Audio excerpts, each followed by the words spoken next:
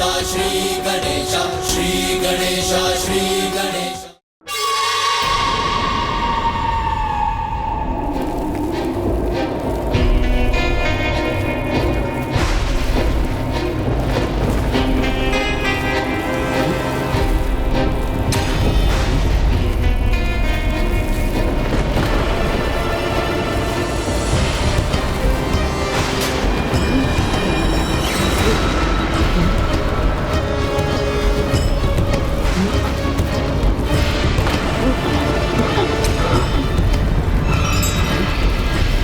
स्वर्ण मुद्रा, एक और स्वर्ण मुद्रा। हाँ?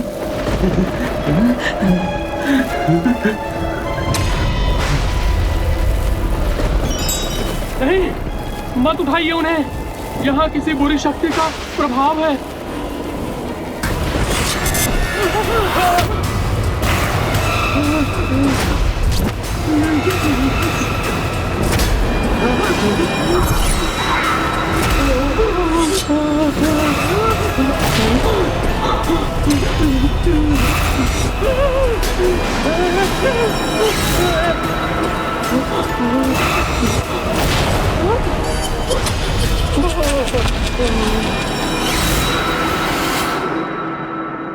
गणेश जी, तो फिर अपने साथ आप मुझे ले चलिए।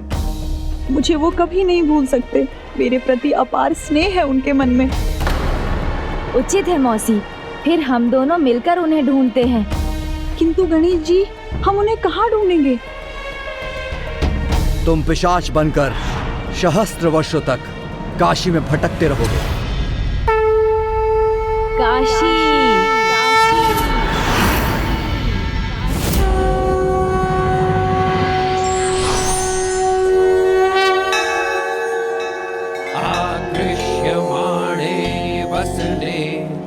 हर हर महादेव। तद्रूपम परम वस्त्रम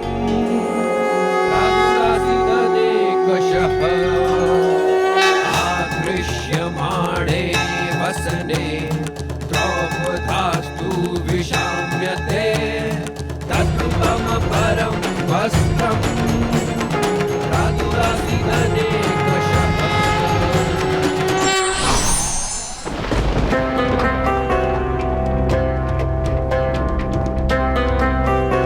नहीं, पुष्पदंत जी यहाँ नहीं है।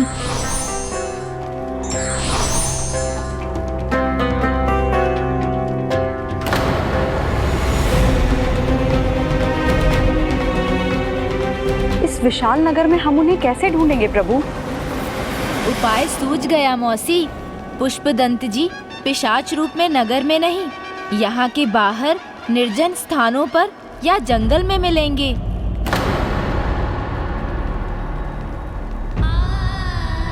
क्षमा करना मौसी, उन्हें अभी पिशाच बुलाने का खेद है मुझे, किंतु ये भूल कर नहीं, अपितु याद रखकर ही उन्हें ढूंढा जा सकता है।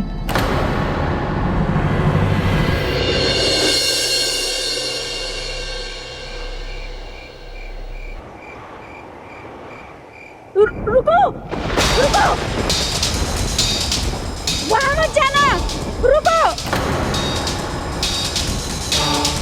रुको, रुको, वहाँ मत जाओ, वहाँ भूत पिशाच का वास है। वापस चलो नहीं तो वो मार देगा। वापस चलो, चलो वापस।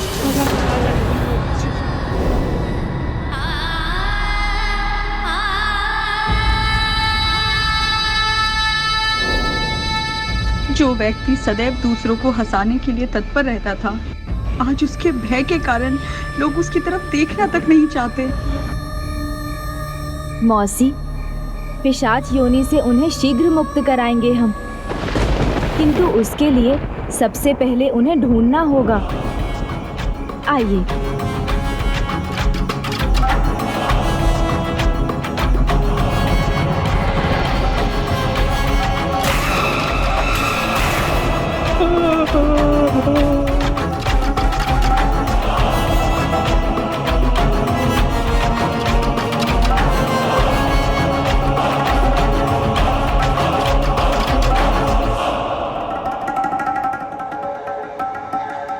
सब क्या है गणेश जी? ये विचित्र दुर्गंध और इतनी सारी घटनाएं। पिशाच निकट होते हैं तो उनकी गंध आती है, क्योंकि वो ऐसे गंध वाले अंधकारी स्थानों में जाकर छिपते हैं। अब पुष्पदंत जी के दर्शन होने ही वाले हैं मौसी।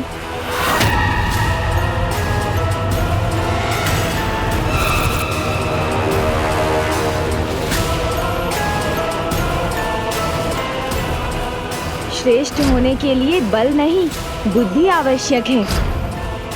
ज्ञान ही श्रेष्ठता प्रदान करता है। मैं तुम्हें श्राप देता हूँ, तुम पिशाच बनकर सहस्त्र वर्षों तक काशी में भटकते रहोगे।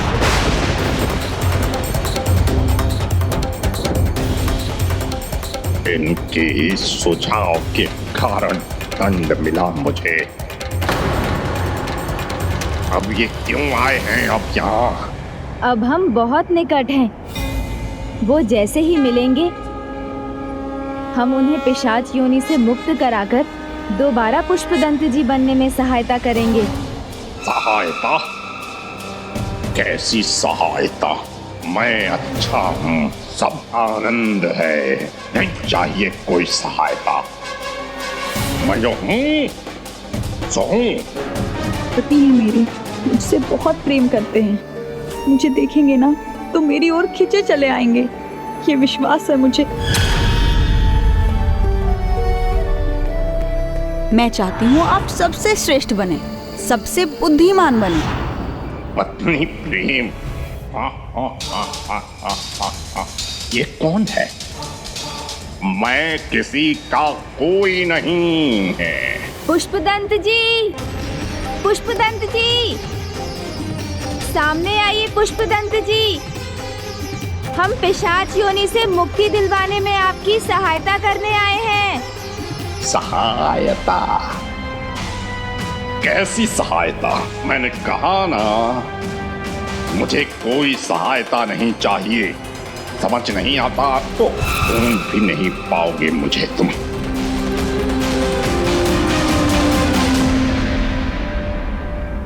पुष्पदंत जी,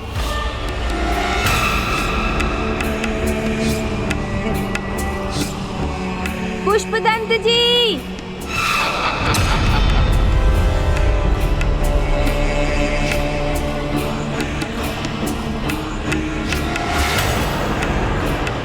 वो वहाँ है मौसी, उस वृक्ष पर।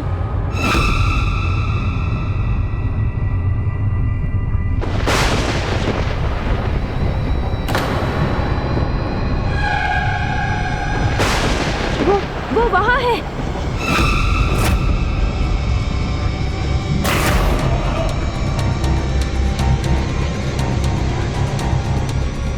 अभी तो यहीं थे वो। तो फिर वो हमारे सामने क्यों नहीं आ रहा है? नहीं आऊंगा, सामने नहीं आऊंगा, कभी नहीं पहुंच सकोगे मुझ तक। लगता है वो नहीं चाहते कि हम उन्हें ढूंढ सकें, क्योंकि अब तो उनके निकट होने का आभास भी नहीं हो रहा है। किंतु उन्हें बिना ढूंढे हम उन्हें समझाएंगे कैसे? एक उपाय है। वाह, कोई उपाय काम नहीं आता पिशाच के सामने। इतना भी नहीं जानते गणेश जी? हाँ, विफल हो जाएंगे आपके सारे उपाय। हाँ, आप अपना उपाय लगाइए, मैं तो चला। क्या उपाय है गणेश जी?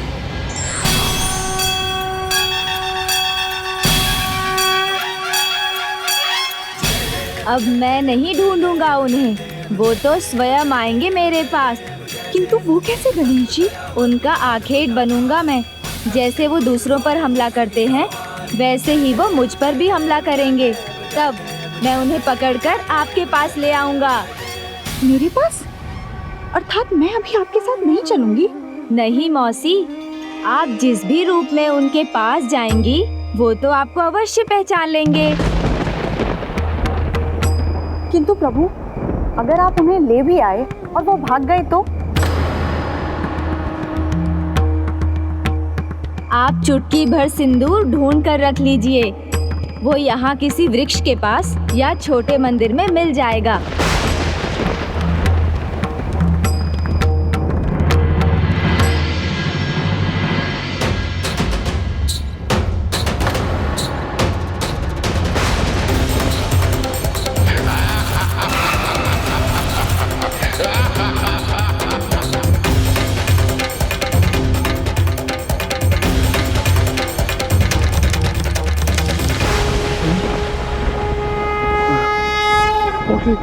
नहीं नहीं नहीं नहीं, अपनी पोटली मुझसे दूर रखो, दूर रखो।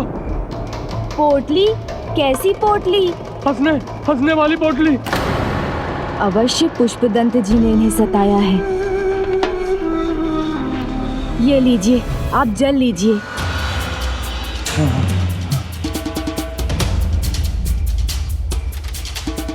क्या हुआ? लगता है कि आपके सामने पिशाच आया था मेरे सामने। फिर क्या हुआ, बताइए ना। फिर मैं प्रभु का पुजारी हूँ, काशी प्रभु के दर्शन के लिए आया था। दर्शन तो हो गए, किंतु जब लौट रहा था तब मार्ग में मुझे सोने की मुद्रा दिखी। मैं उसे उठाने के लिए झुका तो वो एक मुद्रा ढेर सारी मुद्राओं में परिवर्तित हो गई। चमत्कार। धन का लालच बुरा होता है, ये तो पता है मुझे, किंतु पापी मन प्रभु भक्तों को भी भ्रमित कर देता है। बस लालच में उलझ गया। मुझे लगा प्रभु ने मुझ पर कृपा की है। वो स्वर्ण मुद्राएं बहुमूल्य आभूषणों में परिवर्तित हो गए और फिर वहां असंख्य आभूषण दिखाई देने लगे। क्या करूं? कैसे लेके जाऊं इतना? चमत्कार। किंतु वो चमत्कार कुछ नहीं था, क्योंकि मैंने कपड़े की पोटली बनाई तो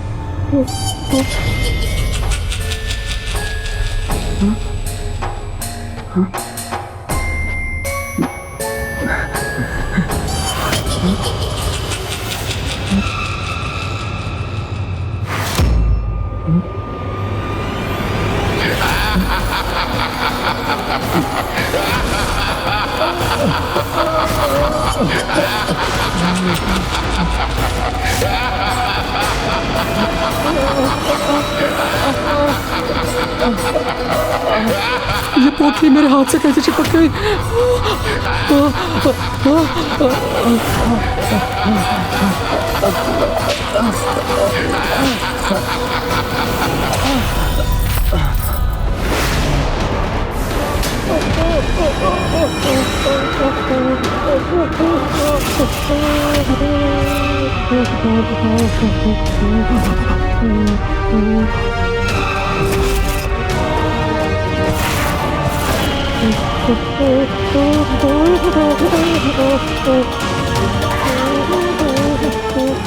लगता है तुम्हें मेरी सहायता की आवश्यकता है।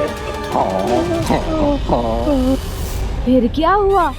फिर क्या महाराज, फिर मैं मूर्छित हो गया। अच्छा, तो आपकी ही चीख की आवाज सुनाई दी थी मुझे। किंतु वो स्वर्ण मुद्राएं आपको कहाँ दिखाई दी थी? यहाँ से कुछ दूरी पर उस वृक्ष के पास। लालच में मत पड़ना महाराज, भ्रम है वो, मुद्रा नहीं, पिशाच का माया जाल है वो। अब तो उस पिशाच के दर्शन करने ही होंगे मुझे। जाना है तो जाइए, किंतु कह देता हूँ मैं आपकी चीख सुनकर नहीं आऊंगा। बहुत भयानक है वो पिशाच। अब मैं निश्चिंत होकर किसी और को सताऊंगा। नागेन्द्रहाराय त्रिलोचनाय भस्मांगरागाय महेश्वराय नित्याय शुद्धाय दिगंबराय तस्मै नकाराय नमः शिवाय। बिल्कुल योग्य है ये सताने की। अभी इसका भजन बुलवा दूंगा मैं।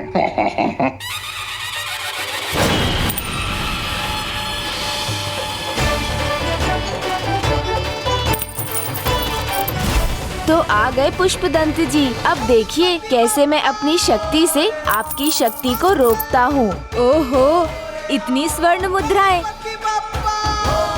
आज तो मेरे भाग्य ही खुल गए।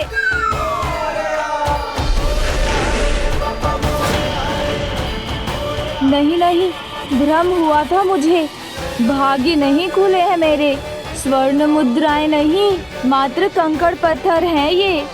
असंभव, ये कैसे हो गया?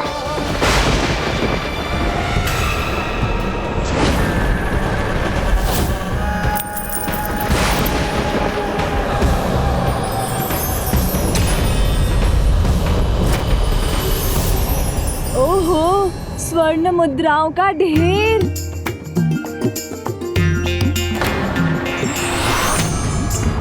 बार बार भ्रम ही हो रहा है मुझे। मात्र कंकड़ पत्थर का ढेर है ये। ये स्वर्ण मुद्राएं स्वतः ही पत्थर में कैसे परिवर्तित हो गई? पिशाच की पिशाची क्रिया असफल नहीं होने दूंगा।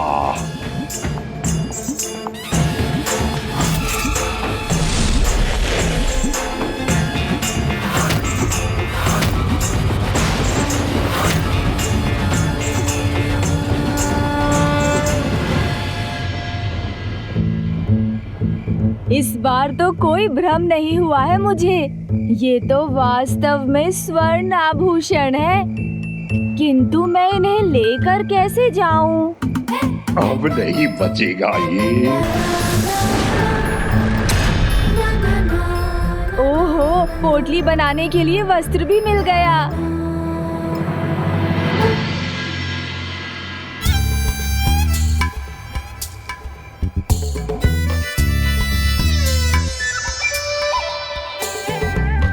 ये क्या हो रहा है मेरे साथ? लगता कुछ और है, होता कुछ और है। ये भी मात्र साधारण घास फूस ही है।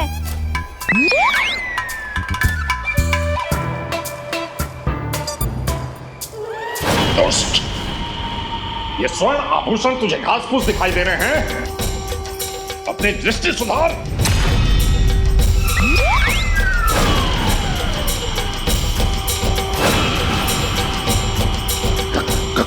कौन हो तुम?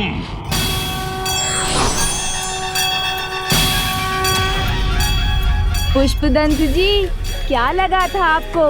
मैं ढूंढ नहीं सकूंगा आपको? ढूंढ तो लिया गणेश जी, पर पकड़ोगे कैसे?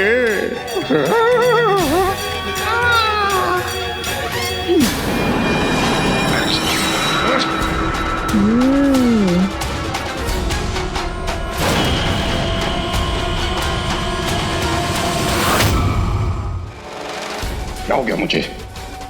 मैं आगे तो नहीं बढ़ पा रहा हूँ। छोड़ दीजिए गणेश जी, मुझे जाने दीजिए। मैं आपके साथ नहीं जाना चाहता। किंतु मैं तो अपने वचन से बंधा हूँ।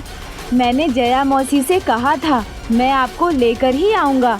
नहीं, मुझे कहीं नहीं जाना। नहीं नहीं, ये क्या हो रहा है? मैं इस वस्त्र में कैसे सिमट रहा हूँ? छोड़ दो मुझे।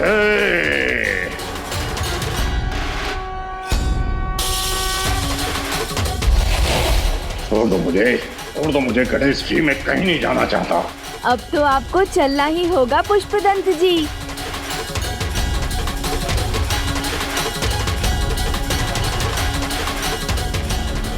स्वामी, स्वामी कहाँ है पार्वती नंदन? आप उन्हें साथ नहीं लाए? लाया हूँ मौसी, वो यहाँ है। दीजिए मौसी, मुझे सिंदूर दीजिए। हाँ हूँ मैं। अरे मैं कहता हूँ मुझे छोड़ दो।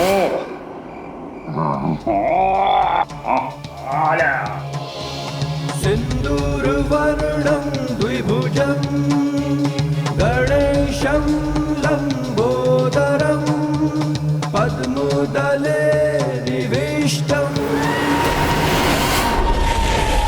मैंने कहा ना, मैं पुष्पदंत नहीं पिशाच हूँ। स्वामी, मैं किसी का स्वामी नहीं, मुझे यहाँ नहीं रहना।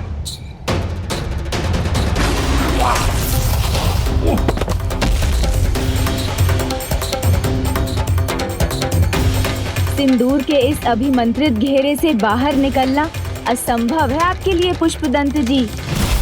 हम आपको ले जाने के लिए आए हैं, तो आप दूर क्यों भागना चाहते हैं? क्योंकि मुझे कहीं नहीं लौटना। बहुत आनंद आ रहा है मुझे अपने इस रूप में। किंतु हमें भगवान शिव का आदेश है। उन्होंने हमें आपको भक्त की मर्यादा सिखाने भेजा है। संभव है अवश्य प्रभु महादेव के आदेश के पीछे कोई बड़ा उद्देश्य है। अच्छा, आप कैसे सिखाएंगे भक्त की मर्यादा मुझे? आप कैसे सिखाएंगे भक्त की मर्यादा मुझे? धार्मिक कथाओं का पाठ कर। लो सुन लो, कथा सुनकर मुक्ति मिलेगी।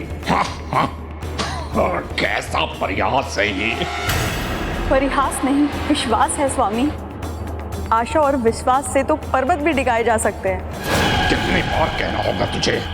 मैं किसी का स्वामी वामी नहीं हूँ, मैं पिशाच हूँ। पिशाच। जो पिशाच आप बन गए हैं उसे पूरी तरह पुष्पदंत पर हावी मत होने दीजिए। समय रहते लौट आइए, हमें अपनी सहायता करने दीजिए। कोई सहायता नहीं चाहिए मुझे। आपकी कथाओं को सुनने का कोई लाभ नहीं। निष्ठावान भक्त था मैं, किंतु क्या मिला मुझे? कैलाश से बाहर निकाला गया, पिशाच योनि का पुरस्कार मिला मुझे। कथा वथा सुनकर क्या हो गया? एक कथा सुन लीजिए, यदि उसका कोई लाभ ना हुआ तो मैं आपको जाने दूंगा, फिर नहीं रोकूंगा।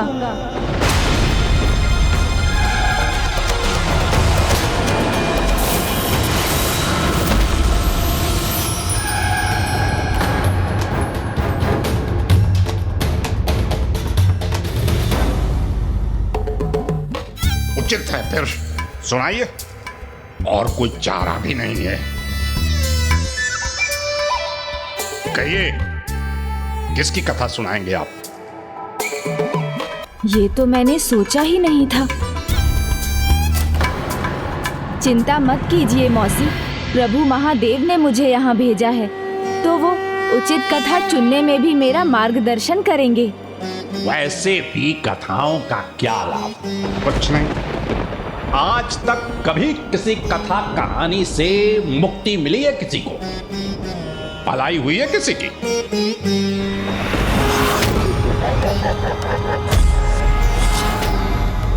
बताइए गणेश जी, ऐसे मिली है मुक्ति किसी को? हाँ मिली है, मुक्ति मिली है।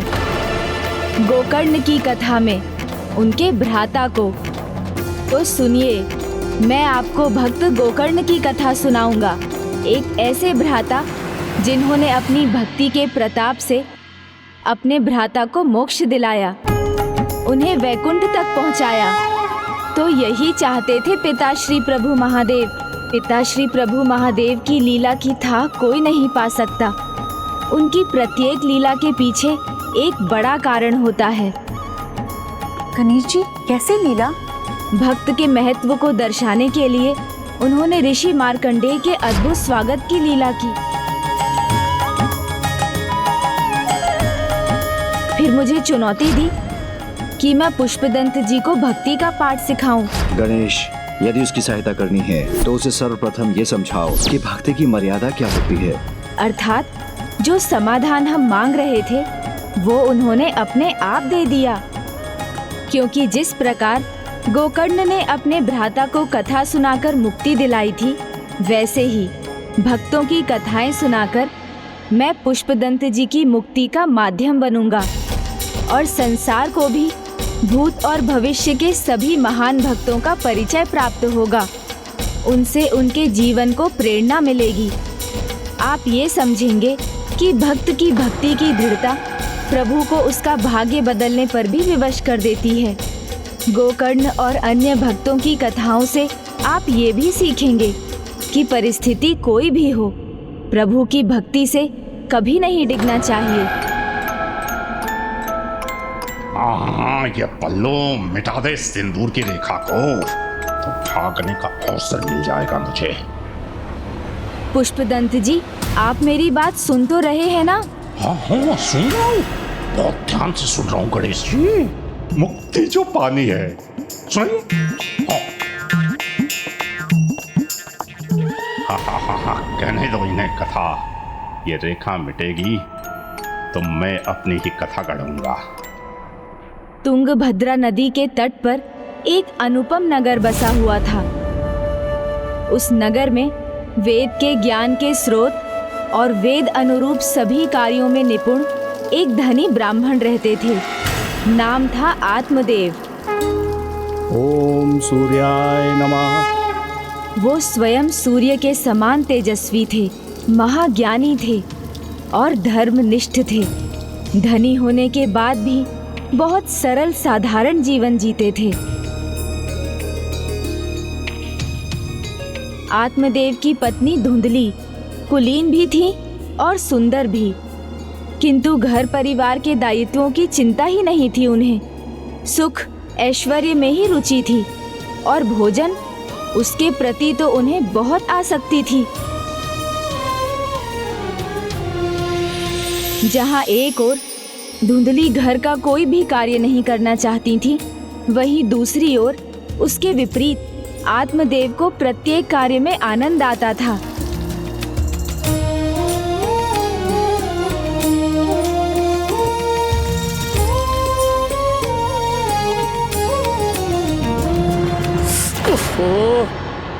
ये भोर में कैसा अपशगुन हो गया। ये किसका मुख देख लिया मैंने। आज का दिन फिर अशुभ हो गया। कितनी बार समझाया है तुम्हें कि सुबह सुबह अपना मुखड़ा मत दिखाया करो। मैं तो पौधों को खाद दे रहा था। कोई लाभ नहीं है खाद देने का। ना तो तुम्हारे पौधों में फूल आते हैं, ना तुम्हारी गौ को बछड़ा होता है, और ना ही तुम्हें कोई संतान होती है। तुम्हारे तो मुख पर ही दुर्भाग्य लिखा हुआ है आत्मदेव। फिर वही राग कौन अलाप रहा है? तुम धनी होकर भी निर्धन हो आत्मदेव। ऐसे जीवन का कोई लाभ नहीं है। मैं तुम्हारे स्थान पर होता ना तो किसी नदी में जाके डूब जाता, या किसी पर्वत से कूदकर अपने प्राण त्याग देता। किंतु भोर में अपना अशुभ अपशकुनी मुख किसी को ना दिखाता। मुख तो हमें तुम्हारा नहीं देखना चाहिए, जो ईर्ष्या की अग्नि में झुलसकर काला हो गया है। यदि तुमसे हमारा सुख नहीं देखा जाता ना, तो अपने घर से निकलना ही बंद कर दो, अन्यथा अपनी दृष्टि ही खो दोगे।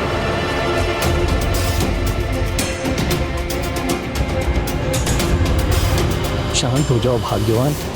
हमारे ही भाग्य अच्छे नहीं है, फिर किसी और को कुछ कहने से क्या होगा। अपने आप को दोष देकर मुझे और क्रोध मत दिलाइए, मुझे और भी काम है। पड़ोसी के शब्दों का प्रभाव धुंधली पर तो नहीं हुआ, किंतु उन कटु शब्दों के बाण आत्मदेव के हृदय को बींध गए।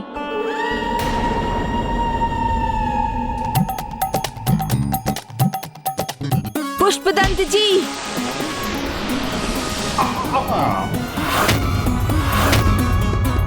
सुन तो रहा हूँ गणेश जी, आप मार क्यों रहे हैं? तो ध्यान से सुनिए। पड़ोसी के शब्दों से आत्मदेव इतने आहत हुए थे कि किसी कार्य में उनका ध्यान ही नहीं लगा। बस वही शब्द उनके कानों में गूंजते रहे, उन्हें कष्ट देते रहे। ना तुम्हारी गौ को बछड़ा होता है, और ना ही तुम्हें कोई संतान होती है। तुम्हारे तो मुख पर ही दुर्भाग्य लिखा हुआ है आत्मदेव।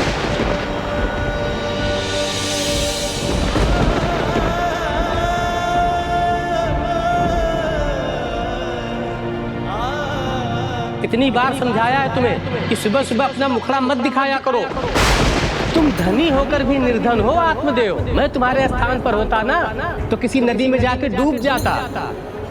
बस हो गया भोजन।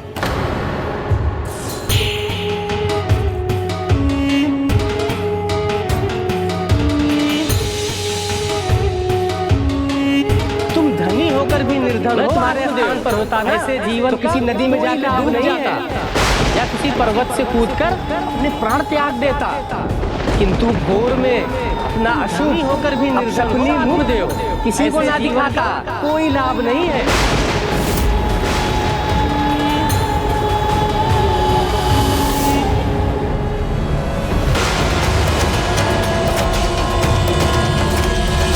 रुकिए ब्राह्मण देवता, रुकिए ब्राह्मण देवता, रुकिए ब्राह्मण देवता।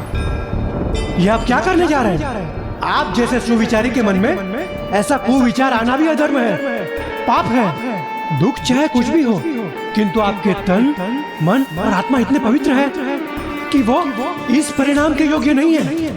फिर मैं किस योग्य हूँ ऋषिवर? इस प्रश्न का उत्तर दीजिए।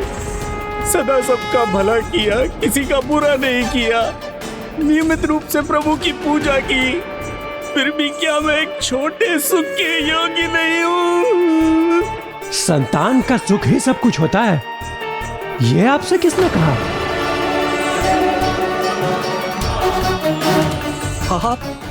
आप अवश्य कोई बहुत बड़े धर्मात्मा हैं, जो मेरे बिना कहे ही मेरे मन की व्यथा जान गए। तो आप ये भी जानते होंगे कि मुझे संतान का सुख मिलेगा या नहीं। अवश्य, भविष्य के संकेत पढ़ने दीजिए मुझे।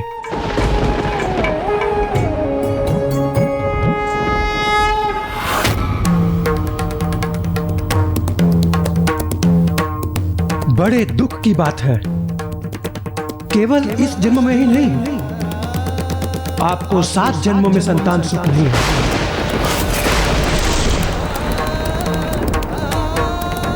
ब्राह्मण देव, मानव जीवन से बड़ा सुख और कोई नहीं है। यह तो ईश्वर की असीम कृपा का फल है। इस जीवन का अपमान स्वयं ईश्वर का अपमान है। इसलिए प्रभु भक्ति कर अपने मानव जीवन को सार्थक कीजिए। आप उदास अशांत चित्त से अपना मन प्रभु भक्ति में कैसे लगाऊं? संतान के अभाव में मैं शांति नहीं पा सकूंगा ऋषिवर, नहीं पा सकूंगा। शांति? शांति संतान नहीं, भक्ति और श्रद्धा देती है। लेकिन ऋषिवर, संतान बिना जीवन में प्रसन्नता कहाँ? प्रसन्नता संतान नहीं, संतुष्टि से आती है। तो संतोष कैसे करूं, ये जानकर कि मेरे अंत के बाद मेरी स्मृति रखने वाला कोई नहीं, मेरा तो नाम ही मिट जाएगा। नाम? नाम संतान से नहीं, कर्मों से जीवित रहता है। किंतु वंश आगे बढ़ाने के लिए संतान तो चाहिए ना?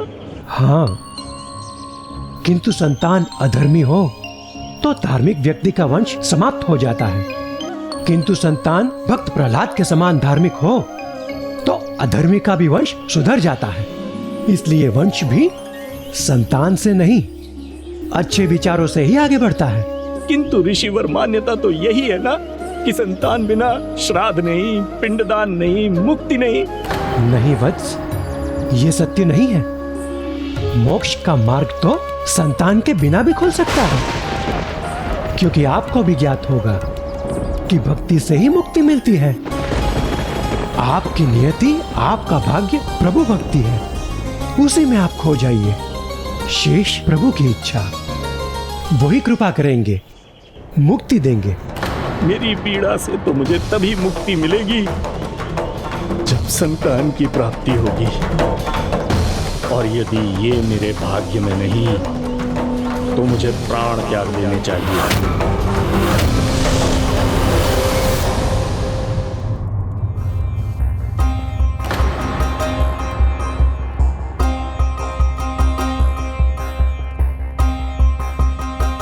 लगता है आज शीघ्र ही निकल गए स्वामी।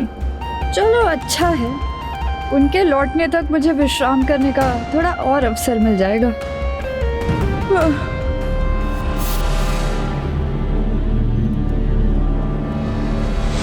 रुकिए ब्राह्मण देवता,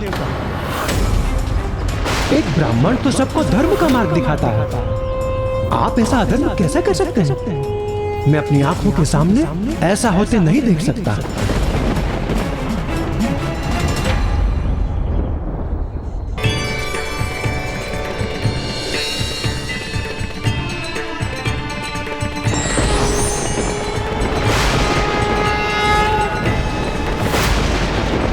आपकी हट ने मुझे विवश कर दिया कि मैं विधि के विपरीत जाकर ये फल आपको दे रहा हूं। आप इसे अपनी पत्नी को खिला दें, संतान प्राप्ति अवश्य होगी।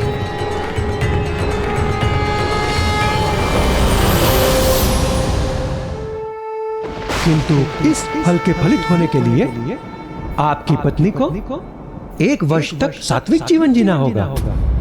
सत्य, शौच, दान, दया का पालन करना होगा।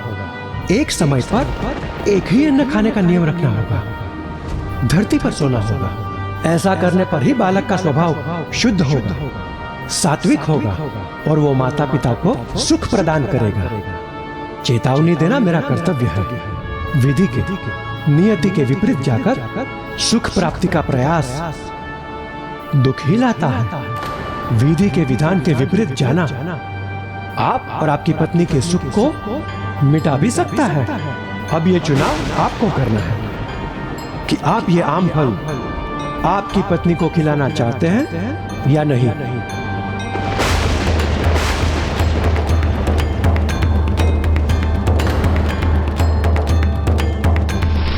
तो क्या इतनी कड़ी चेतावनी के बाद भी आत्मदेव ने वो फल अपनी पत्नी को दे दिया?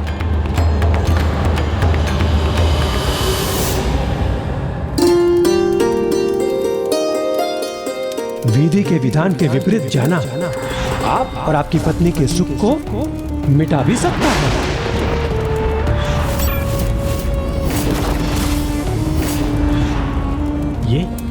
ये क्या देखा मैंने?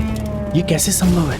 नियति के विपरीत जाकर सुख प्राप्ति का प्रयास दुख ही लाता है। अरे स्वामी, आप कहाँ चले गए थे इतने शीघ्र? तो नहीं दिया ना वो फल आत्मदेव ने अपनी पत्नी को? हाँ, किंतु फिर उन्होंने अपना निर्णय बदल लिया। फिर कुछ और ही हो गया। देखिए स्वामी, कौन आया है? ओहो, खुश रहो, बैठो बैठो बैठो। ये ले छुटकी, हलवा खा। स्वामी, ये पुनः माँ बनने वाली है। ये ससुराल से मायके जा रही थी। मैंने कहा 1-2 दिन यहीं रुक जा। अच्छा किया ना? बहुत अच्छा किया।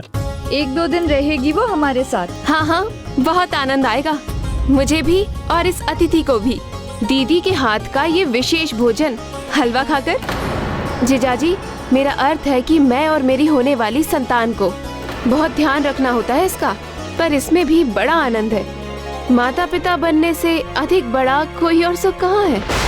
तो ये सुख तो मुझे भी मिल सकता है। अरे दीदी, आपने हलवा में घी और गुड़ अच्छी मात्रा में तो डाला है ना, या सदा के समान फिर बचत कर ली? अरे, ऐसे आनंद के अवसर पर मैं बचत के बारे में थोड़ी ही सोच सकती हूँ। वैसे भी ये आनंद सबको थोड़ी ही मिलता है। इसी चक्कर में तो आज नोकझोंक हो गई पड़ोसी से। तब तो आपने भी उसे खूब सुनाया होगा। आप कहाँ रुकी होंगी? हाँ हाँ, तो मैं चुप रहने वालों में से थोड़ी ही हूँ। अब वो कभी ऐसी बातें नहीं कर पाएगा। अब कहने सुनने की कोई आवश्यकता नहीं, क्योंकि मुझे हमारी समस्या का समाधान मिल गया। ये देखो, अब हमें भी शीघ्र संतान की प्राप्ति होगी। संतान प्राप्ति? वो कैसे? एक महान ऋषि ने मुझे ये फल देकर बोला कि अपनी पत्नी को ये फल खिला दो, वो शीघ्र ही गर्भवती हो जाएगी। किंतु तुम्हें 1 साल तक सात्विक जीवन जीना होगा। सत्य, शुद्धता, दया और दान के नियमों का पालन करना है। एक समय पर एक ही अन्न खाना होगा और धरती पर चटाई बिछाकर सोना होगा। चिंता की बात नहीं है प्रिय, ये सत्य है। हमारा संपूर्ण जीवन बदल जाएगा। ये लो, इसे खा लो। मैं प्रभु के मंदिर जाकर भक्ति का फल देने के लिए उनका आभार प्रकट कराता हूँ।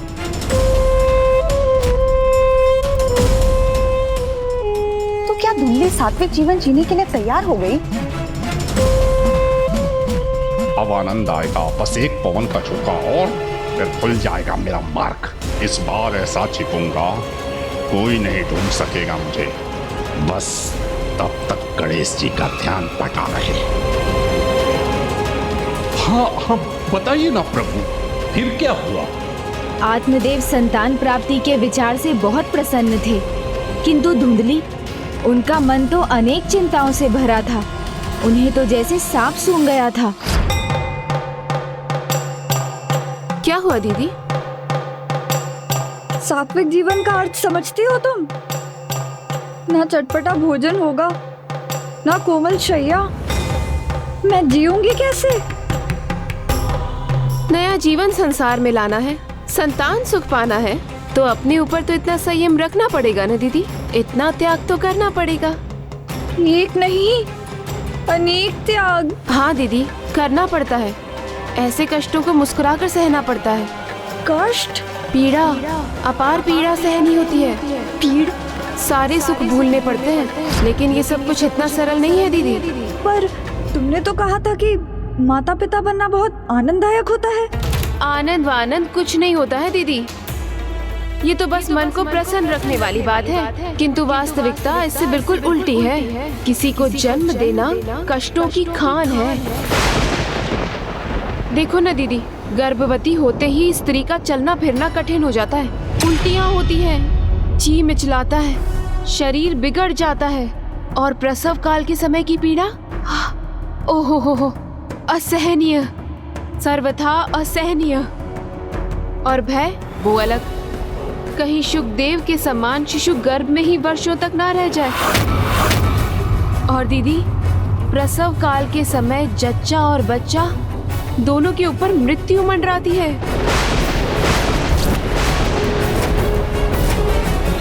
नहीं नहीं, अगर मुझे कुछ हो गया तो मेरी ननंद आकर हमारे घर पर टूट पड़ेंगी, और पतिदेव वो तो दुख में आकर सब कुछ बांट देंगे। मेरा पूरा घर बार सब टूट जाएगा।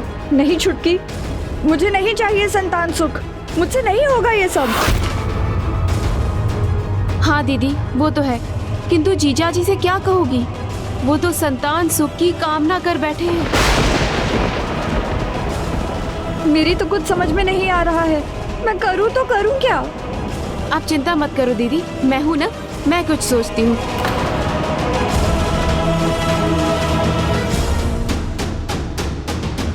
कहीं शुकदेव के समान शिशु गर्भ में ही वर्षों तक ना रह जाए।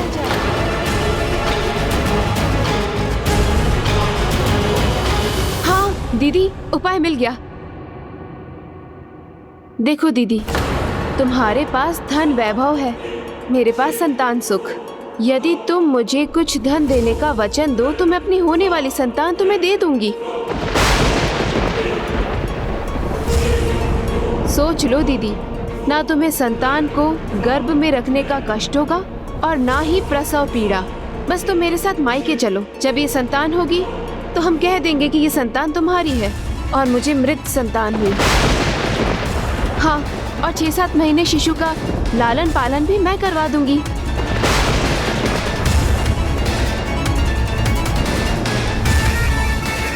योजना तो अच्छी है, किंतु हमारे पतियों को इसकी भनक नहीं लगनी चाहिए।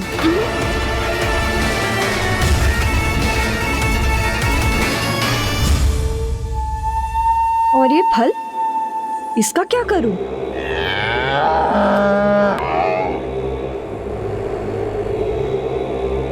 दीदी, ये आम अपनी गौ माता को खिला दो। हाँ हाँ, गौ माता को खिला देती हूँ। योजना हो तो ऐसी हो। तो क्या उन दोनों ने उस योजना पर अमल भी किया और वो फल गौ को खिला दिया धुंधली ने?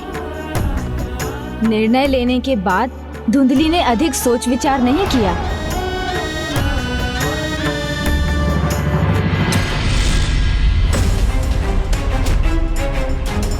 गौ माता, यदि मेरे पतिदेव की बात सत्य थी तो आप तैयार हो जाइए प्रसव पीड़ा के लिए। फिर गर्भवती होने का बहाना कर वो अपनी बहन के साथ अपने मायके चली गईं। ये तो उन दोनों ने अच्छा नहीं किया। क्या उन दोनों बहनों को अपनी उस युक्ति में सफलता भी मिल गई?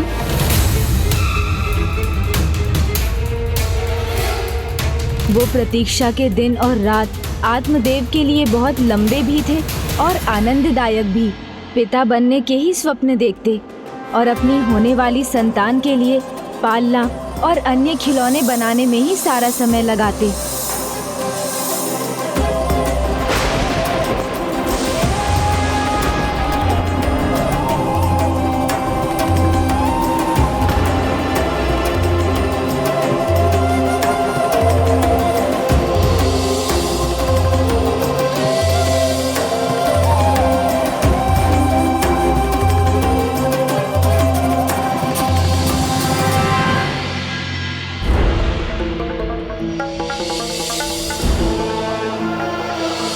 आत्मदेव की प्रतीक्षा समाप्त हुई जब उन्हें समाचार मिला धुंधली ने संतान को जन्म दिया है और अब वो घर लौट रही हैं।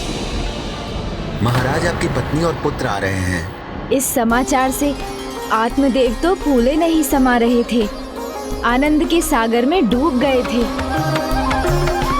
शुभ समाचार है, पुत्र हुआ है। बधाई हो। लीजिए, बधाई हो। लखन भाई, अरे मिठाई लीजिए, मिष्ठान ग्रहण कीजिए। पुत्र हुआ है, पुत्र। आप तो खाइए, मेरे हाथ से खाइए।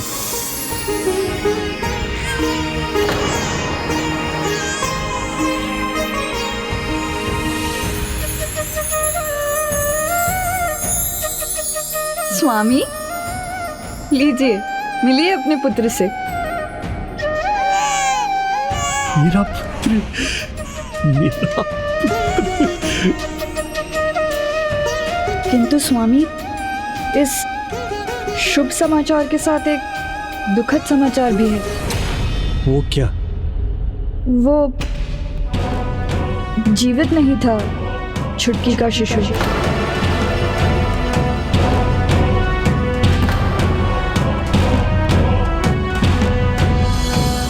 ओहो, ये तो अच्छा नहीं हुआ।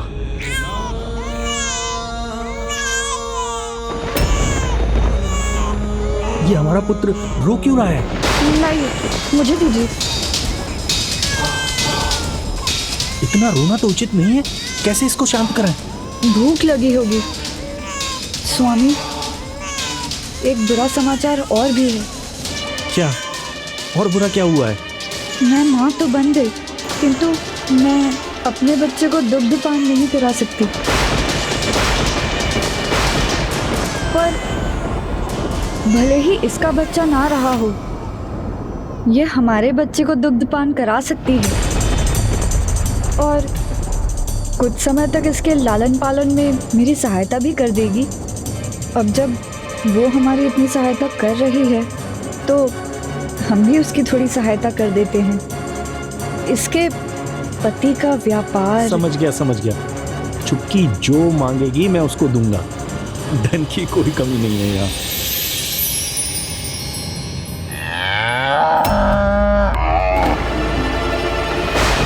गौ माता?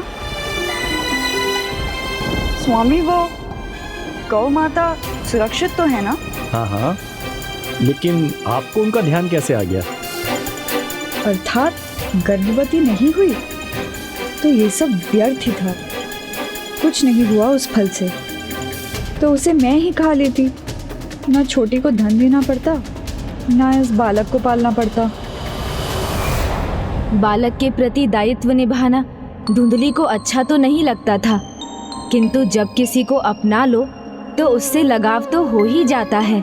मेरा पुत्र, आज मंदिर के पुजारी से इसके नामकरण की बात हुई तो उन्होंने कहा है कि उचित समय पर रख देंगे। मेरा नाम आत्मदेव है तो इसका नाम होगा ब्रह्मदेव। नहीं, आप इसका नाम नहीं रखेंगे। नहीं दीदी, इसका पालन पोषण मैं कर रही हूँ तो मैं ही रख दूंगी इसका नाम।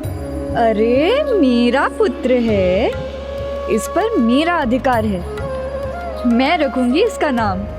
मेरे लाडले पुत्र का नाम मेरे नाम पर होगा। मेरा नाम धुंधली है तो इसका नाम होगा धुंधकारी।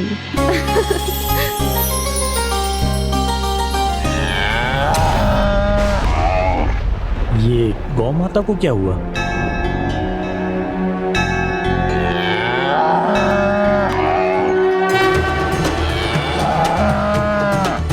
गौ माता जन्म देने वाली है।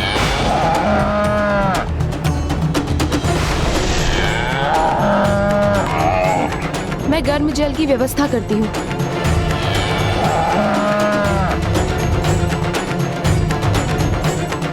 तुम बहुत भाग्यशाली हो पुत्र, तुम्हारे आने से हमारे भाग्य खुले। तुम आए और अब गौ माता भी बछड़े को जन्म देने वाली है। बछड़ा नहीं जीजाजी, गौ माता ने मानव शिशु को जन्म दिया है। मानव शिशु को जन्म दिया है।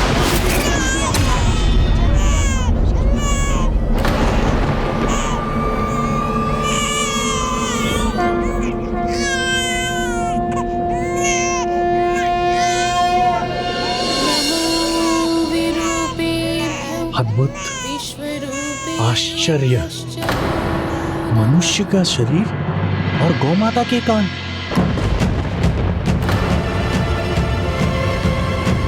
ये कैसे संभव है?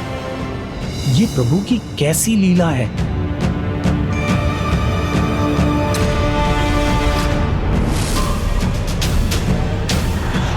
कहीं स्वामी पर हमारा रहस्य खुल ना जाए। रहस्यमयी चमत्कारी है प्रभु की लीला। ये तो प्रभु की विशेष कृपा है धुंधली हम पर। प्रभु ने हमें एक और आशीर्वाद दिया है। अब हमारे एक नहीं, दो पुत्र हैं धुंधली। ऋषिवर ने जो फल दिया है उसके वरदान के समान सुफल मिला है। धुंधकारी के साथ इसे भी पालेंगे हम। इस दिव्य बालक के कर्ण गौ के समान है, तो इसका नाम होगा गोकर्ण। गोकर्ण।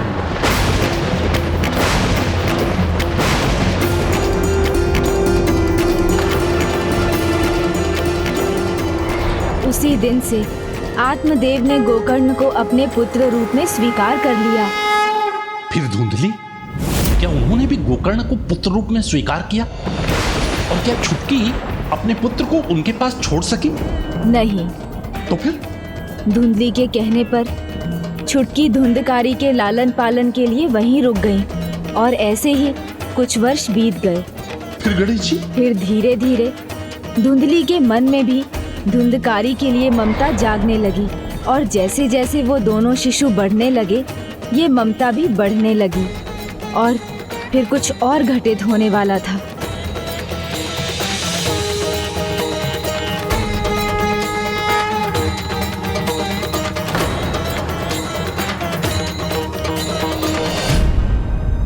ओहो, पढ़ाकू जी फिर पढ़ रहे हैं। देखता हूँ कब तक पढ़ पाते हैं ये।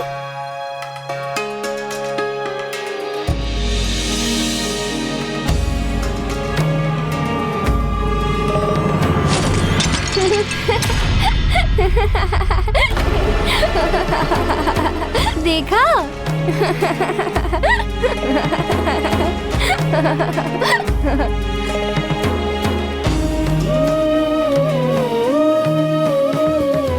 अच्छा, तो पढ़ाकू जी फिर से पढ़ने लग गए।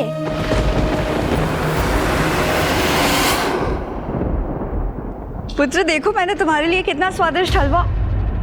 लो पुत्र, खीर खाओ, मैंने बनाई है।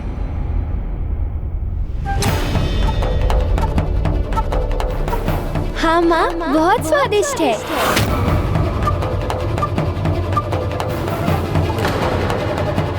पुत्र, कितनी बार कहा है तुमसे मैंने, ये तुम्हारी मौसी है। माँ मैं हूँ। चलो हटो छुटकी। पुत्र, ये खीर छोड़ो, हलवा खाओ, तुम्हें बहुत प्रिय है ना। माँ आपने मेरे लिए हलवा बनाया है। आप ही मेरी सच्ची माँ हो।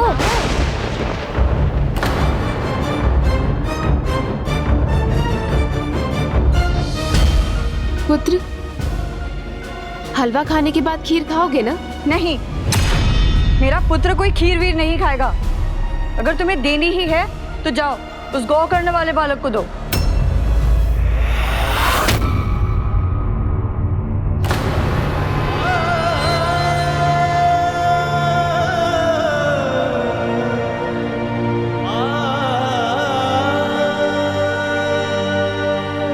लो, खाने का मन हो तो खा लेना।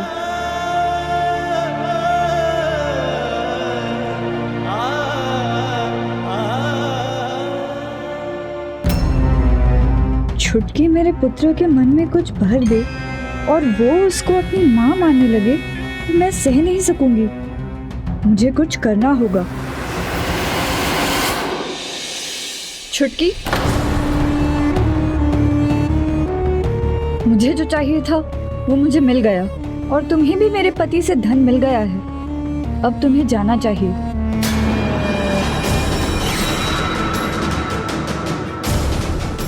उसे अब भूल जाओ। वो मेरा पुत्र है, उस पर मेरा अधिकार है।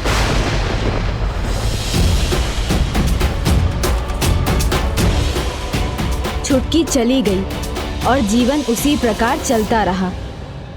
धुंधकारी को धुंधली का स्नेह मिलता रहा और गोकर्ण को तिरस्कार।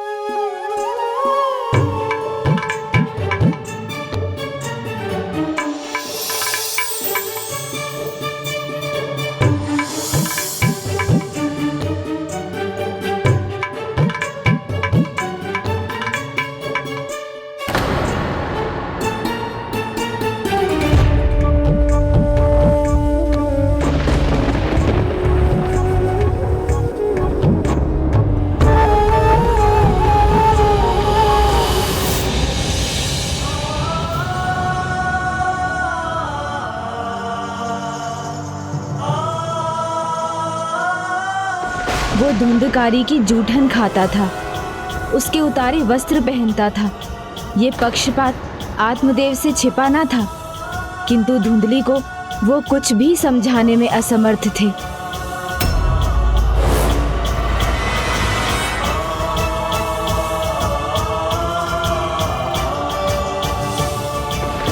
भोजन के लिए जूठन और पहनने के लिए उतरन धारण करने को विवश गोकर्ण कभी निराश नहीं हुआ।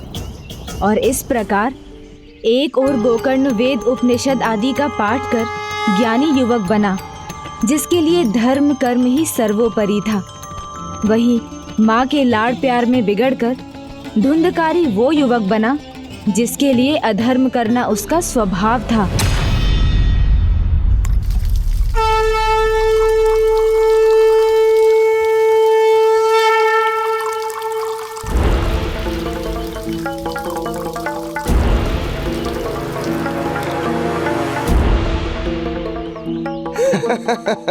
करो करो मित्रों, मदिरा पान करो, आनंद लो जीवन का।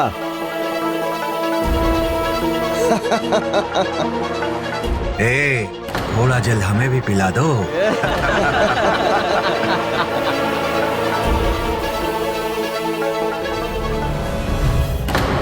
लो देखो, हम यहाँ आते हैं सुंदरियों के दर्शन करने, और ये मेरा मूर्ख भ्राता गोकर्ण, ये आता है वृद्धाओं की सहायता करने के लिए। अब इस जल से मैं प्रभु का जल अभिषेक करूंगा। ओम नमः शिवाय, ओम नमः शिवाय। भ्राता गोकर्ण, मदिरा थोड़ी कड़वी है, थोड़ा जल इसमें भी तो डाल दो। भ्राता, ये जल शिव अभिषेक के लिए, तुम्हारी मदिरा के लिए नहीं।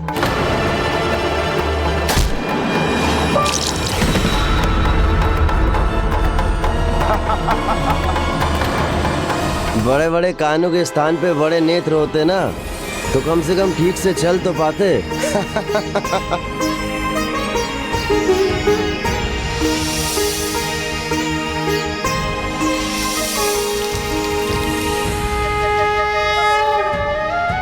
बहुत प्यास लगी है, थोड़ा जल मिलेगा?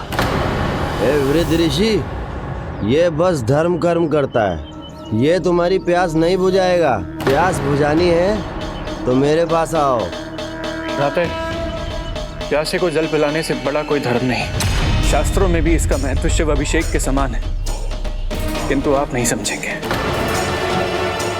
लीजिए ऋषिवर। ये गौ के कण वाला मेरा अपमान करे, ये मैं नहीं सहूंगा।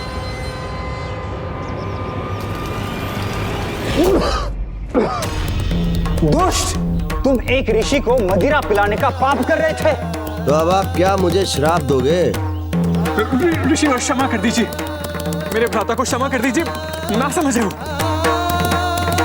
कहा तुम्हारे पिता आत्मदेव, और कहा तुम, मैं क्या तुम्हें श्राप दूं? वैसे भी तुम शापित जीवन जी रहे हो। ऋषिवर,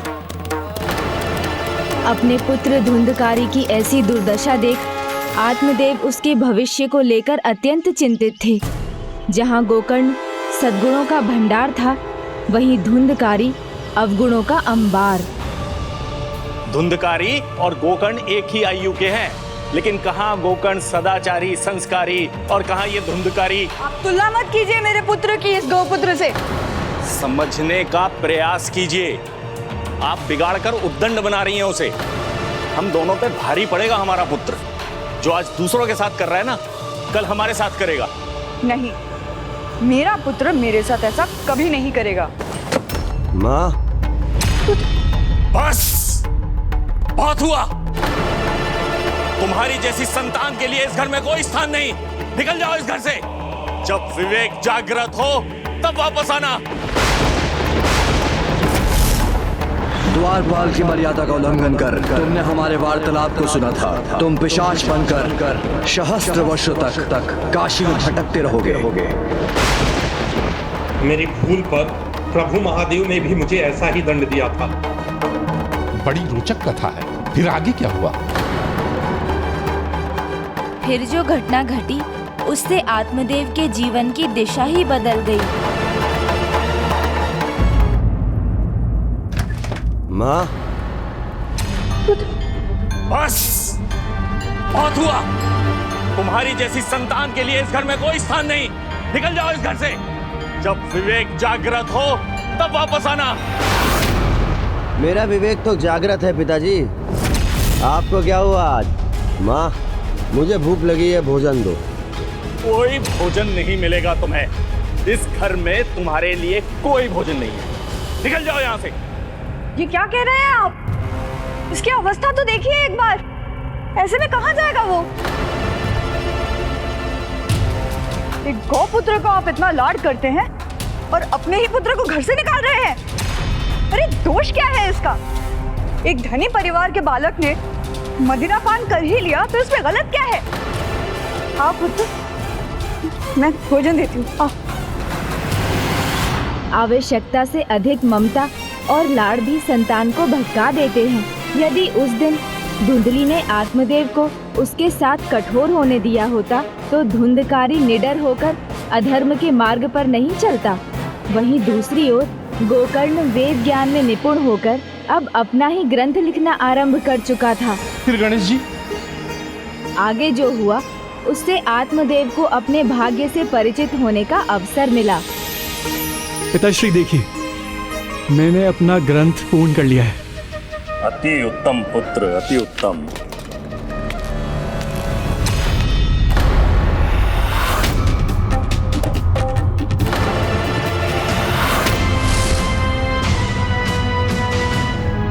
यदि भ्राता धुंधकारी ने फिर कुछ अनुचित कहा या किया तो पिताजी पुनः क्रोधित होंगे।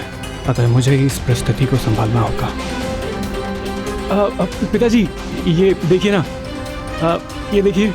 अरे व्यर्थ की बातें करने से कुछ नहीं होने वाला आप दोनों का। ग्रंथों से पेट नहीं भरता, धन से बढ़ता है, आनंद प्राप्त होता है। माँ, भोजन दो। आओ देखो, मैंने तुम्हारे लिए क्या क्या पकवान बनाए हैं। आओ बैठो।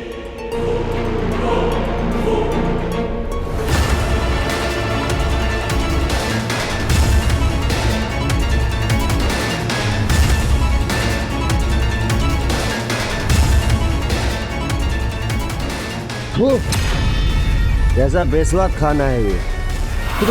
वृद्धा हो गई हैं आप, या तो भोजन बनाना भूल गई हैं। अरे ये तो पशुओं के लिए ही ठीक है। ले जाइए इसे और खिला दीजिए अपने गौकर्ण को। धुंधकारी, पिताश्री, माता पिता का सम्मान नहीं कर सकते तो मत करो। भोजन का तो सम्मान करो जिससे तुम्हें जीवन मिलता है। सीखो कुछ अपने भाई से। सीखूं? इस पशु से जो मेरा जूठा खाता आया है, उससे भोजन का सम्मान करना सीखूं? हाँ, गोकर्ण को जो मिलता है वो प्यार से खाता है। तुम्हारी तरह भोजन व्यर्थ नहीं करता। रहने दो पुत्र, रहने दो। इतना क्रोध मत करो। मैं तुम्हारे लिए कुछ और स्वादिष्ट बना लाती हूँ। नहीं माँ, सुना नहीं आपने पिताजी ने क्या कहा कि भोजन को व्यर्थ नहीं करते, भोजन का सम्मान करते हैं। तो मैं पिताजी को भोजन कराता हूँ। अरे पिताजी, तो आप ही कीजिए ना भोजन का सम्मान। व्यर्थ नहीं करते पिताजी, सम्मान करिए भोजन का, सम्मान करिए। भ्राता,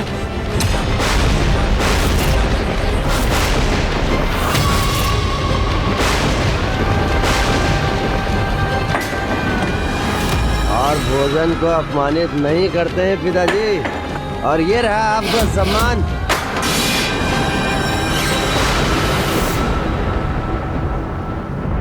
विधि के नियति के विपरीत जाकर सुख प्राप्ति का प्रयास दुख ही लाता है।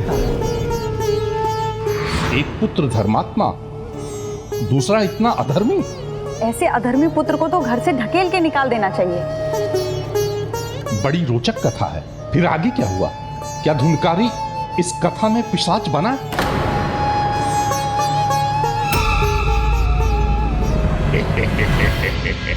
मार्ग खुल गया मेरा, रेखा मिट गई। क्या करूं? अवसर सामने है, किंतु कथा का अंत भी तो जानना है। अच्छा, तो ये विचार घुमड़ रहा है इनके मन में। और भी रुचिकर है इसके आगे की कथा, क्योंकि अब आत्मदेव जी के जीवन में एक बहुत बड़ा मोड़ आने वाला था। उनके साथ उनके परिवार के लिए सब कुछ बदलने वाला था।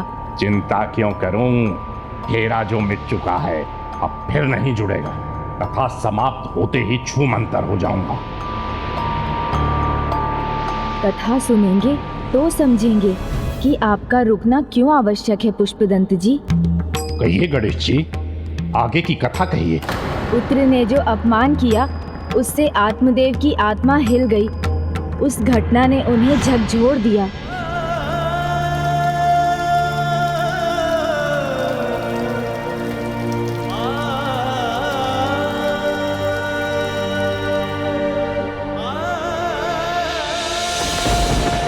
पिताश्री, जब नशे के कारण किसी का मस्तिष्क ही उसके वश में ना हो, तो उसकी बातों का बुरा क्या मानना। भ्राता धुंधकारी को तो ज्ञात भी नहीं होगा कि उसने क्या किया है और क्या कहा है।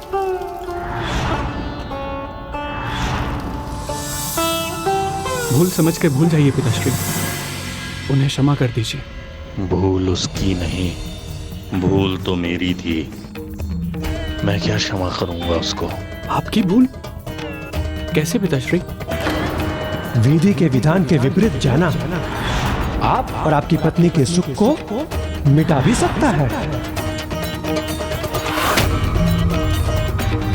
संभालो, संभालो। हाँ, यहाँ विश्राम करो। हटो।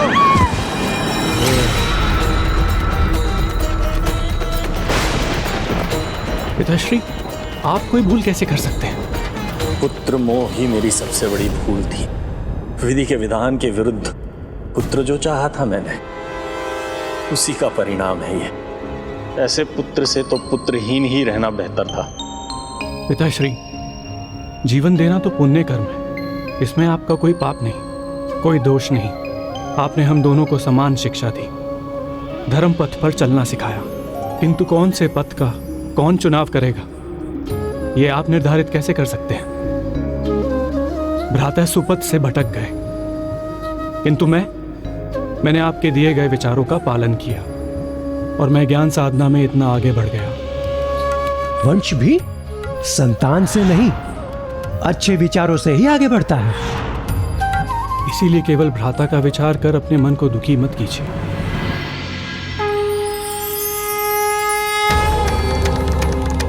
अपने मन से मोह माया को त्याग दीजिए तो दुख भी मिट जाएगा। मृत्युलोक में मोह माया के बंधन से कदाचित ही कोई मुक्त हुआ होगा। कामनाओं के माया जाल में लगभग सभी उलझे। बस यही कारण है दुख और विनाश का। तो पुत्र, मैं क्या करूं पुत्र? इसका सुझाव मैं कैसे दे सकता हूं पिताश्री? क्यों?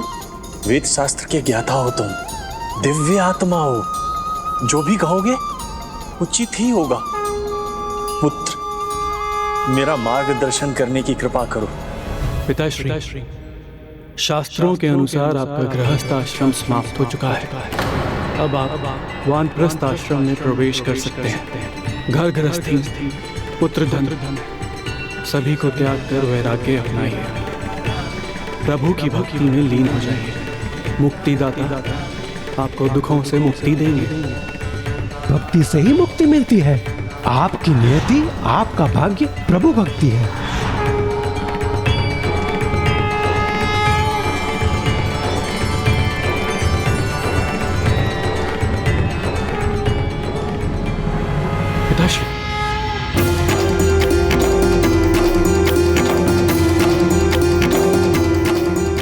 आंखें खोलने के लिए अनेकों धन्यवाद पुत्र। पुत्री नहीं, गुरु हो तुम मेरे। तुमने उचित कहा, वानप्रस्थ ही अब मेरी नियति है। मैं वन की ओर प्रस्थान करूंगा। तुम अपनी माँ से पूछ लो, क्या वो भी मेरे साथ जाएंगी? नहीं जाऊंगी, मैं कहीं नहीं जाऊंगी। एक गौ का बछड़ा कुछ भी कहेगा और मैं मान लूंगी। मैं नहीं आने वाली इसकी बातों में। ये अब यहाँ रहने का अर्थ है दुखों को सहना। सत्य को स्वीकार कर हम वन जाएंगे। नहीं, आपको जाना है तो आप जाइए, मैं यहीं रहूंगी।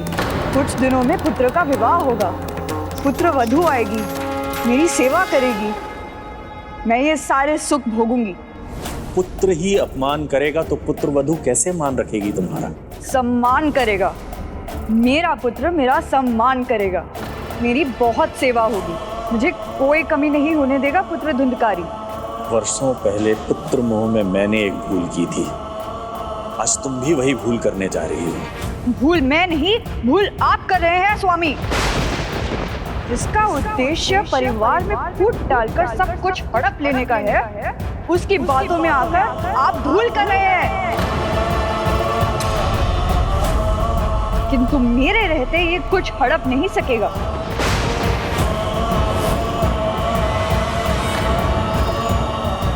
मैं फिर से तुम्हें सचेत कर रहा हूं धुंधली, बहुत बड़ी भूल कर रही हो तुम। पिताश्री, मैं आपके साथ चलता हूं। नहीं पुत्र गोकर्ण, तुम मेरे साथ नहीं चल सकते। यहां तुम्हारी मां अकेली है। धुंधकारी तो मदिरा के प्रभाव में मर्यादा की कौन सी सीमाएं लांघ जाए कौन जानता है। जो अपने ही वश में नहीं रहता वो कुछ भी कर सकता है। मुझे एक वचन दो, जब तक तुम्हारी मां धुंधली यहां पर है तब तक तुम उसे छोड़कर कहीं नहीं जाओगे।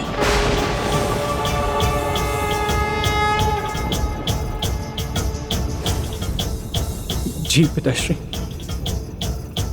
पिताश्री, श्रीमद् भागवत के दशम कांड का पाठ कीजिएगा। स्वयं प्रभु परम श्री कृष्ण से मिलाने में यह पाठ आपकी सहायता करेगा।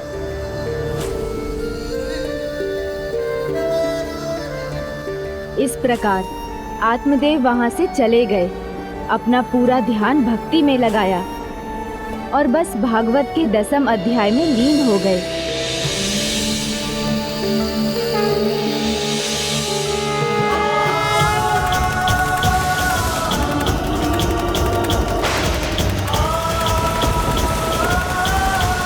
कर्म अच्छे हों और पूजा में सच्ची भक्ति हो तो उसका फल अवश्य और शीघ्र मिलता है। उसी प्रकार सच्ची श्रद्धा से भागवत कथा में लीन आत्मदेव की भक्ति भी फलित हुई।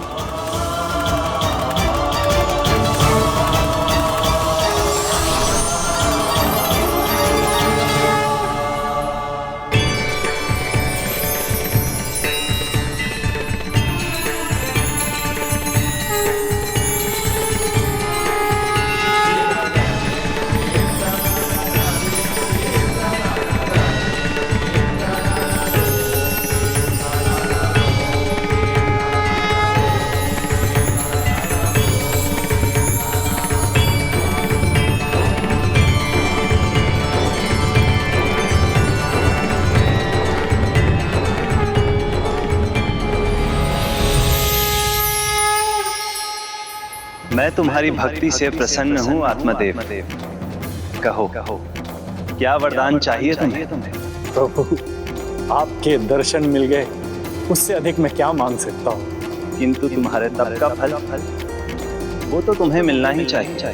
तो प्रभु मुझे ये वरदान दीजिए कि मैं आप में समाहित होकर आपसे ही एकीकार हो जाऊं। तथास्तु।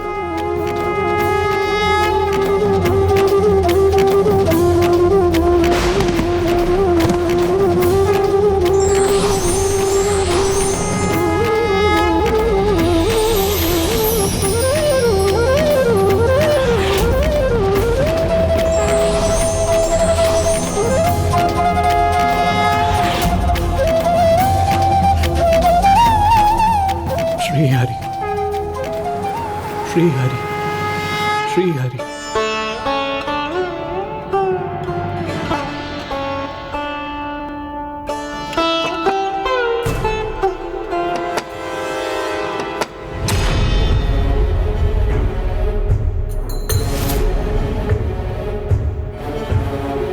माँ, पिताश्री को इस संसार से मुक्ति मिल गई। माँ दुखी मत होइए, ये तो पिताजी के लिए सौभाग्य की बात है। उन्हें परम श्री कृष्ण का धाम मिला। माँ माँ माँ माँ माँ दुखी मत होइए माँ। माँ माँ माँ माँ द्वार खोलिए माँ। माँ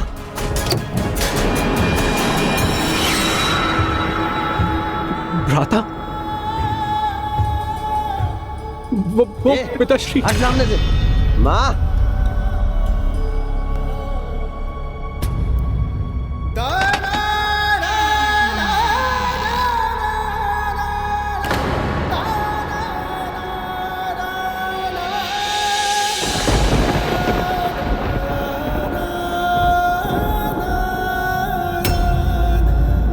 पुत्र, तुम्हारे पिताजी।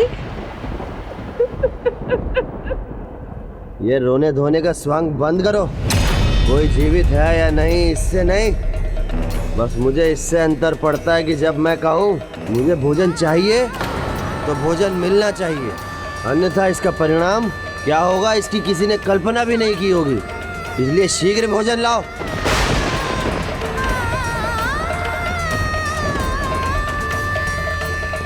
एक बार गलत मार्ग पर निकल जाओ तो लौटना कठिन होता है, और धुंधकारी तो अब दोषों की खाई में ही गिर पड़ा था। वो अंधकारी खाई जो उसे महाप्रेत पिशाच बनने की ओर ले जा रही थी।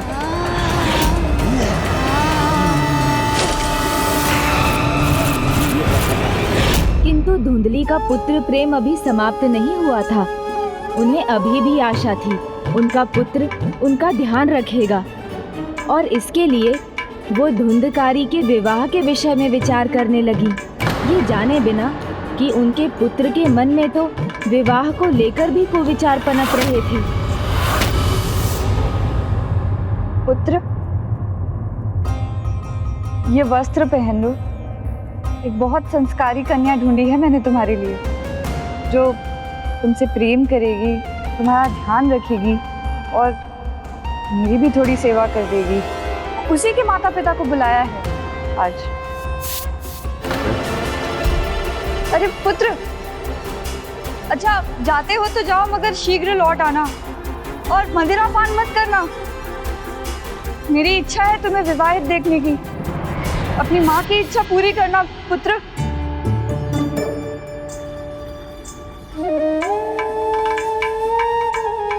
आपका घर तो बहुत अच्छा है, किंतु आपके पुत्र से भी भेंट हो जाती तो। बस थोड़ी देर और प्रतीक्षा कर लीजिए, मेरा पुत्र बस आता ही होगा।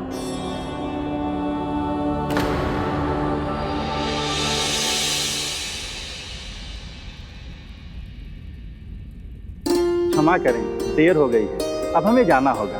आप कहें हम कल फिर से आ जाएंगे। बस कुछ समय और रुक जाइए, मेरा पुत्र बस आता ही होगा।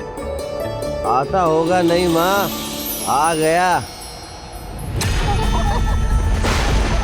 आओ मेरी पंचरत्नों, मुझे संभाल लो।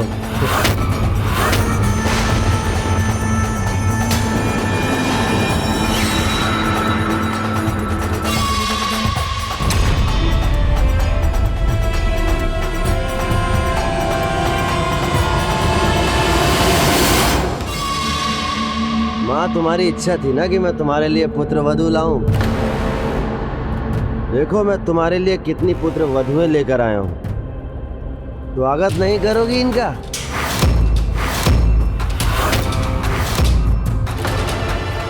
तुम ही कहती थी ना कि वो पुत्र वधू चाहिए जो मुझसे प्रेम करे, जो मेरा ध्यान रखे। बोलो, मैं ले आया, लेकिन एक नहीं, मैं 5-5 पुत्र वधुएं लेकर आया हूँ। माँ बताओ माँ, कैसी लगी? आपके पुत्र को इन नर्तकियों के साथ ही रहना था, तो हमें अपमानित करने के लिए क्यों बुलाया आपने? और क्या, अपने पुत्र को आप ही रखिए और आप भी सही है। चलिए स्वामी। जाइए महाराज, जाइए। ओहो माँ, अब ऐसे ही देखती रहोगी इनको या इनका स्वागत भी करोगी? सुनो, ये बात समझ लो, अपनी सेवा का विचार भुला दो। अब तुम्हें इनकी सेवा करनी है माँ। तो जाओ, पुष्प लाओ, आरती उतारो इनकी, पकवान खिलाओ, आसन बिछाओ और अच्छे से स्वागत करो माँ इनका। वर्षों पहले पुत्र मोह में मैंने एक भूल की थी, आज तुम भी वही भूल करने जा रही हो।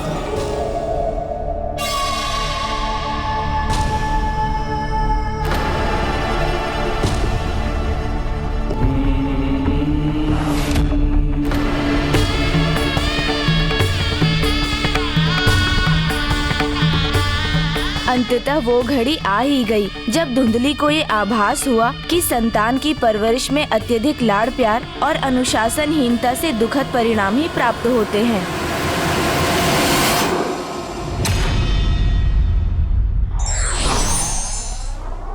संस्कार का कुपोषण व्यक्ति को दृष्टिहीन बना देता है। विघ्नहर्ता श्री गणेश के अद्भुत शक्तियों से भरे वीडियोस देखने के लिए चैनल को सब्सक्राइब करना न भूलें और साथ ही बेल आइकॉन भी दबाएं।